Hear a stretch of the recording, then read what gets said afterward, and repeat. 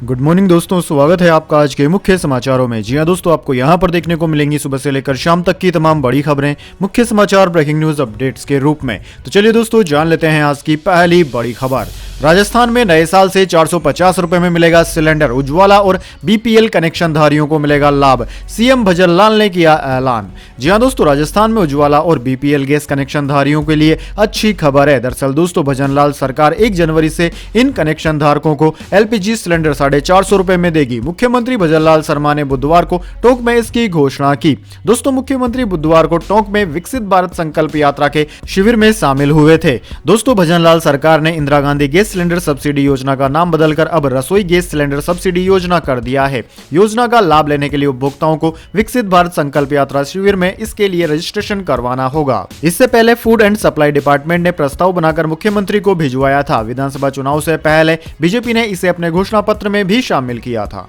इसके बाद दोस्तों, अगली बड़ी खबर। बैटिंग एप्स और फर्जी लोन एड्स पर लगेगी रोक, सरकार ने दिए तुरंत हटाने के आदेश। जी हां दोस्तों, फर्जी लोन एप्स और सट्टेबाजी वाले एप्स पर सरकार ने बड़ा फैसला लिया है। इन एप्स को बैन कर दिया गया है। मंगलवार को मिनिस्ट्री ने अवैध लोन एप्स और सट्टेबाजी वाली एप्स को रिमूव करने का निर्देश जारी कर दिया है। केंद्रीय आईटी मंत्री राजीव चंद्रशेखर ने बताया कि हम फर्जी लोन एप्स के विज्ञापनों को रोकने पर काम कर रहे हैं। कई प्लेटफॉर्म्स पर इस तरह के फर्जी लोन एप्स के एड आते हैं। Ministry of electronics and information technology ने आरबीआई से बैंकों के लिए केवाईसी प्रक्रिया को अधिक व्यापक बनाने का आग्रह किया है। इस प्रपोज्ड केवाईसी प्रोसेस को know your digital financing app KYDFN नाम दिया गया है। इसके बाद दोस्तों, अगली बड़ी खबर। राजनाथ सिंह बोले, लोगों का दिल जीतना सेना की जिम्मेदारी, ऐसी गलती न करें जिससे भारतीय नागरिकों को ठेस पहुंचे। हमें आतंकवादियों को खत्म करना है।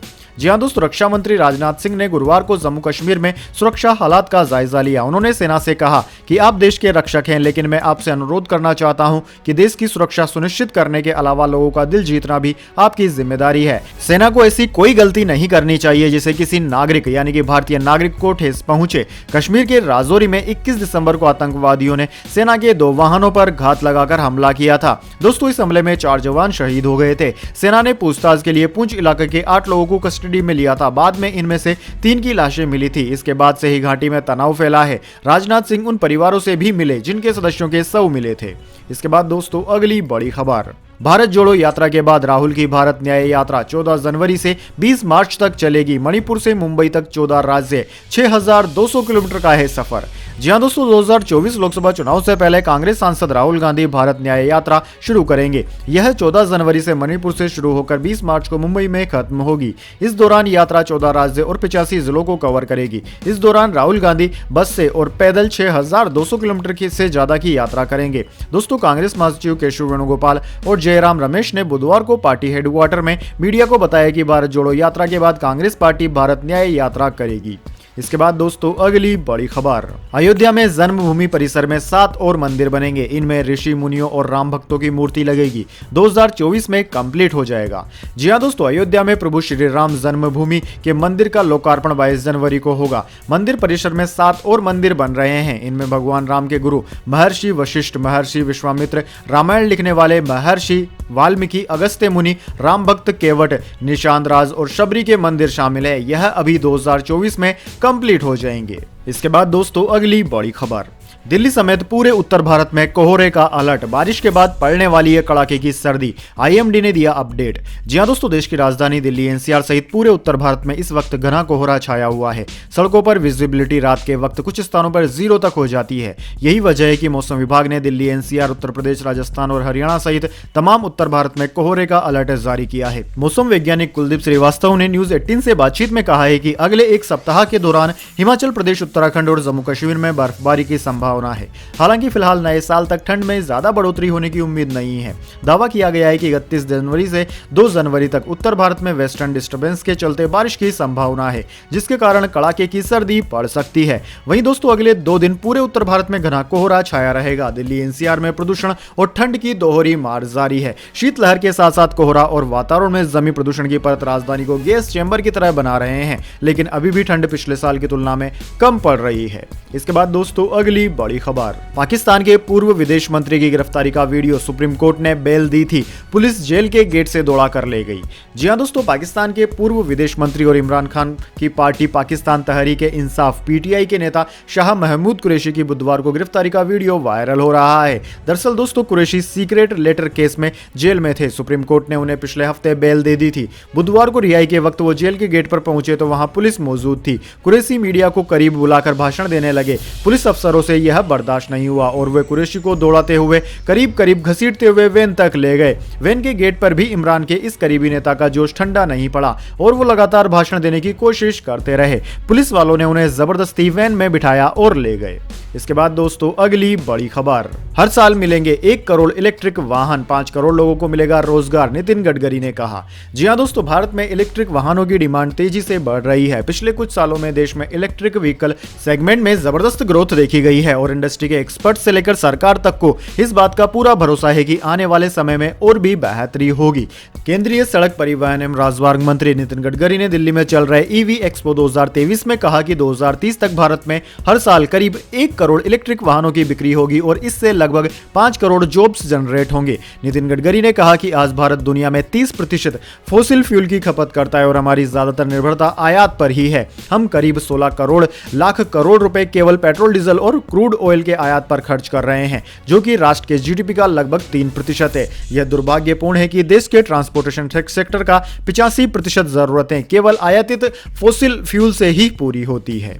इसके बाद दोस्तों, अगली बड़ी खबर। बदल गया अयोध्या रेलवे स्टेशन का नाम, अब कहलाएगा अयोध्या धाम। जी हां दोस्तों, प्रधानमंत्री नरेंद्र मोदी 30 दिसंबर को अयोध्या में बन रहे भव्य रेलवे स्टेशन और एयरपोर्ट का उद्घाटन करेंगे। 22 जनवरी को पीएम मोदी अयोध्या में बन रहे भव्य राम मंदिर का उद्घाटन करने वाले हैं। इसे लेकर की जा रही तैयारियों का भी पीएम मोदी ने जायजा लिया। और आपको बता दें कि दोस्तों, अयोध्या रेलवे स्टेशन का नाम अब बदल दिया गया है। अब इसे अयोध्या धाम रेलवे स्टेशन के नाम से जाना जाएगा। 2 दिन पहले उत्तर प्रदेश के मुख्यमंत्री योगी आदित्यनाथ ने अयोध्या धाम स्टेशन नाम रखने की इच्छा जताई थी। इसके बाद दोस्तों, अगली बड़ी खबर। महादेव सट्टेबाजी ऐप के प्रमोटर सौरभ चंद्राकर को दुबई में हिरासत में लिया गया। जी हां दोस्तों, महादेव ऑनलाइन सट्टेबाजी ऐप के प्रमोटरों में से एक सौरभ चंद्राकर को दुबई में उनके घर में नजरबंद कर दिया गया है। इसके बाद परिवर्तन निर्देशालय यानी कि एनफोर्समेंट डायरेक्टरेट ईडी सहित भारतीय जांच एजेंसियां सतर्क हो गई है और चंद्राकर को पकड़ने के लिए राजनयिक चैनलों के माध्यम से कोशिश की जा रही है।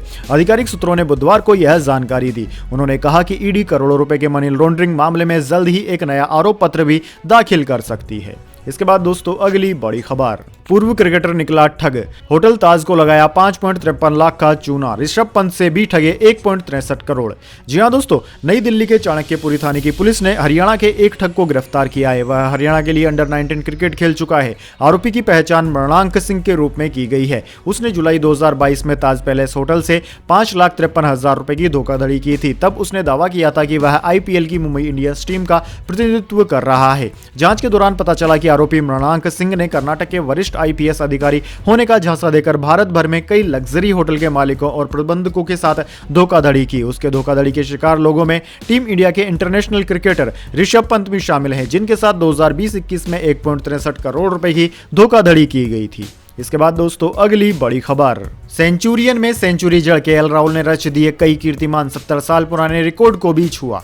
जी हां दोस्तों, भारत और दक्षिण अफ्रीका के बीच सेंचुरियन में खेले जा रहे टेस्ट मैच में केएल राहुल ने लाजवाब शतक जमाया, जिन्होंने 137 गेंद पर 101 रन की पारी खेलते हुए टीम इंडिया को सम्मानजनक स्कोर तक पहुंचाया। उन्होंने ऐसे वक्त में यह पारी खेली जब रोहित शर्मा से लेकर विराट कोहली तक कोई भी बल्लेबाज पिच पर ज्यादा देर नहीं टिक पाया। केएल राहुल ने इस पारी से टीम इंडिया को तो संभाला ही, साथ ही कुछ नए कीर्तिमान भी हासिल कर डाले। उनका यह शतक बतौर विकेट कीपर आया। ऐसे में इस शतक से एक 70 साल पुराने रिकॉर्ड की बराबरी भी की गई है। दरअसल दोस्तों, केएल राहुल महज दूसरे ऐसे भारतीय विकेट कीपर हैं जिन्होंने बतौर विकेट कीपर पहले ही टेस्ट मैच में शतक जमा दिया हो। इससे पहले 1953 में विजय मांजरेकर ने वेस्टइंडीज दौरे पर बतौर विकेट कीपर अपने पहले ही टेस्ट मैच में सैकड़ा लगाया था। इसके बाद दोस्तों जाने अगली बड़ी खबर, लेकिन उससे पहले मेरी आपसे एक छोटी सी रिक्वेस्ट है। अगर दोस्तों आपको अभी तक हमारी न्यूज़ पसंद आई है तो इसे एक छोटा सा लाइक जरूर दे दीजिए, और अगर आपको पसंद नहीं आई है तो बेशक आप डिसलाइक भी कर सकते हैं, लेकिन दोस्तों लाइक और डिसलाइक जरूर कीजिए, क्योंकि दोस्तों यही हमारी मेहनत का फल होता है और इसी से हमें पता चलता है कि आपको हमारी वीडियोस पसंद आ रही है या नहीं। तो चलिए दोस्तों जान लेते हैं आज की अगली बड़ी खबर। ऑल टाइम हाई पर शेयर बाजार। सेंसेक्स ने 72,119 और निफ्टी ने 21,675 का स्तर छुआ। हैप्पी फोर्सेस के शेयर में 21% की रही तेजी। जी हां दोस्तों, शेयर बाजार में बुधवार को नया ऑल टाइम हाई बनाया गया। आज के कारोबार के दौरान सेंसेक्स ने 72,119 और निफ्टी ने 21,675 का स्तर छुआ। हालांकि इसके बाद इसमें थोड़ी गिरावट देखने को मिली और निफ्टी 213 अंक की तेजी के साथ 21,654 के स्तर पर बंद हुआ। वहीं दोस्तों सेंसेक्स में भी 701 अंकों की तेजी रही। यह 72,038 के स्तर पर बंद हुआ। आज सेंसेक्स के 30 शेयरों में से 27 में तेजी और सिर्फ 3 में गिरावट देखने को मिली। वहीं दोस्तों हैप्पी फोर्सेस का शेयर आज बीएसई पर 17.79% प्रीमियम के साथ 1,001.25 रुपए पर लिस्ट हुआ। एनएसई पर यह 17.64% प्रीमियम के साथ 1,000 रुपए पे लिस्ट हुआ। इसके बाद इसमें थोड़ी और तेजी देखने को मिली और उसका शेयर 180 रुपए यानी कि 21.27% की बढ़त के साथ 1,030.80 रुपए पर बंद हुआ। वहीं दोस्तों बात करें आज निफ्टी 50 के टॉप गेनर और टॉप लूजर स्टॉक्स की, तो दोस्तों निफ्टी 50 के टॉप गेनर्स में आज अल्ट्राटेक सीमेंट, हिंडाल्को और बजाज ऑटो रहे, जबकि निफ्टी 50 के टॉप लूजर्स में ओएनजीसी, एनटीपीसी और अडानी एंटरप्राइजेज रहे। इसके बाद दोस्तों अगली बड़ी खबर, आरबीआई ऑफिस को बम से उड़ाने की धमकी देने वाला हुआ गिरफ्तार। वडोदरा से मुंबई क्राइम ब्रांच ने किया अरेस्ट, पूछताछ है जारी। जी हां दोस्तों, मुंबई क्राइम ब्रांच ने भारतीय रिजर्व बैंक यानी कि आरबीआई, एचडीएफसी और आईसीआईसीआई बैंक सहित 11 जगहों पर बम धमाके की धमकी भरा मेल भेजने वाले शख्स को आज गिरफ्तार कर लिया। मुंबई पुलिस ने बताया कि धमकी भरा मेल भेजने वाले शख्स को गुजरात के वडोदरा से गिरफ्तार किया गया है। क्राइम ब्रांच आरोपी से पूछताछ कर रही है। बीते दिन दोस्तों मंगलवार को पुलिस ने बताया था कि खुद को खिलाफत इंडिया ग्रुप का मेंबर बताने वाले शख्स ने धमकी भरा मेल भेजा है। मेल में दावा किया गया है कि उसने आरबीआई ऑफिस, एचडीएफसी बैंक और आईसीआईसीआई बैंक सहित 11 जगहों पर बम रखे हैं जो दोपहर 1:30 बजे फटेंगे। शख्स ने आरबीआई गवर्नर शक्तिकांत दास और कैबिनेट मंत्री निर्मला सीतारमण से इस्तीफे की मांग की थी। इसके बाद दोस्तों अगली बड़ी खबर, रूस ने माना भारत का लोहा, कहा इंडिया की विदेश नीति पूरी दुनिया के लिए नजीर है।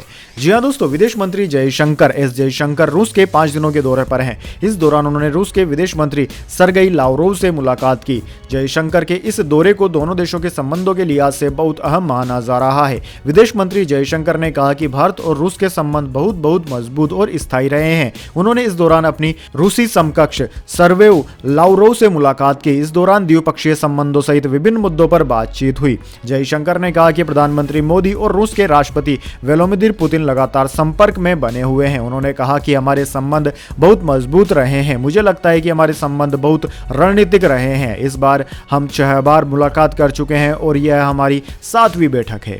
इसके बाद दोस्तों अगली बड़ी खबर, अल्ट्राटेक सीमेंट ने पहली बार 3 लाख करोड़ का मार्केट कैप पार किया। भारत की 20वीं सबसे बड़ी कंपनी बनी। शेयर ने 10,470 का ऑल टाइम हाई भी बनाया। जी हां दोस्तों, अल्ट्राटेक सीमेंट लिमिटेड ने बुधवार को पहली बार 3 लाख करोड़ का मार्केट कैप पार कर लिया है। इसके साथ ही अल्ट्राटेक सीमेंट भारत की 20वीं सबसे बड़ी कंपनी बन गई है। दोस्तों अल्ट्राटेक सीमेंट का शेयर आज 4.50% की तेजी के साथ 10,469.95 रुपए के स्तर पर बंद हुआ। यह निफ्टी 50 के टॉप गेनर्स में भी शामिल रहा।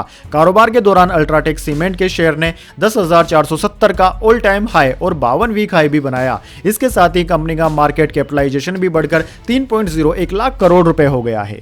इसके बाद दोस्तों अगली बड़ी खबर, सावधान रहने की है जरूरत। दिल्ली में कोरोना वेरिएंट JN.1 की दस्तक, मिला पहला केस।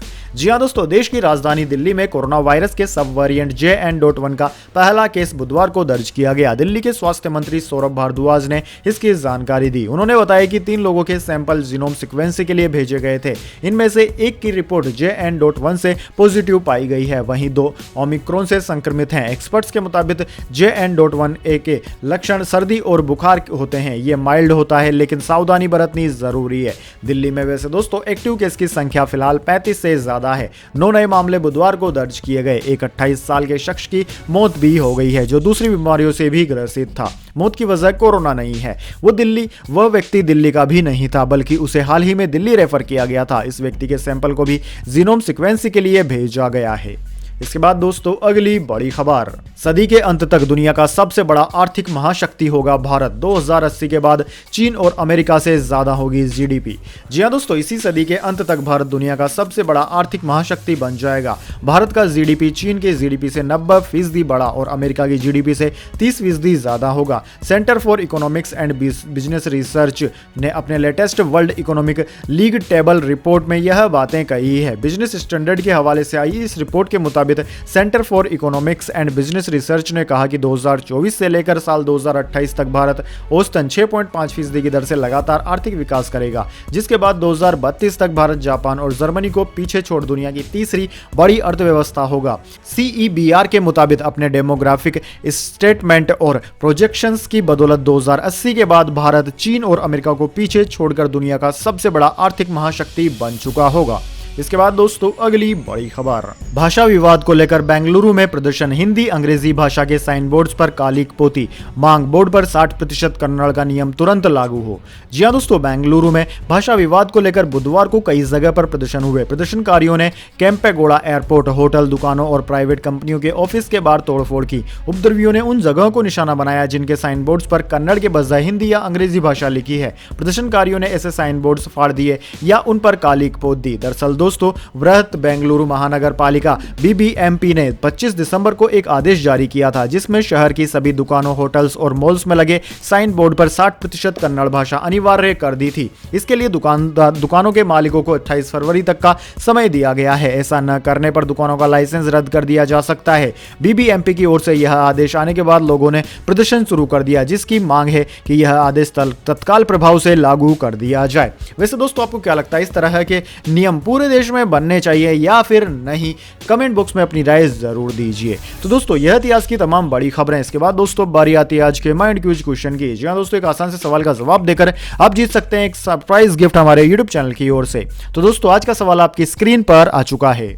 भारत में किसी भी राज्य के मुख्यमंत्री का कार्यकाल कितना होता है? जी हां दोस्तों, अगर आप जानते हैं भारत के किसी भी राज्य के मुख्यमंत्री का कार्यकाल अधिकतम कितना होता है, तो जल्दी से उसकी संख्या कमेंट बॉक्स में लिख दीजिए। अगर दोस्तों आपका जवाब होता है एकदम सही और आप चुने जाते हैं लकी विजेता के रूप में, तो आपको मिल सकता है एक सरप्राइज गिफ्ट हमारे यूट्यूब चैनल की ओर से। तो दोस्तों जल्दी से अपना उत्तर कमेंट बॉक्स में लिख दीजिए, वीडियो को लाइक कर लीजिए और चैनल को सब्सक्राइब करके बेल आइकन भी दबा लीजिए। धन्यवाद। वंदे मातरम। जय हिंद, जय भारत।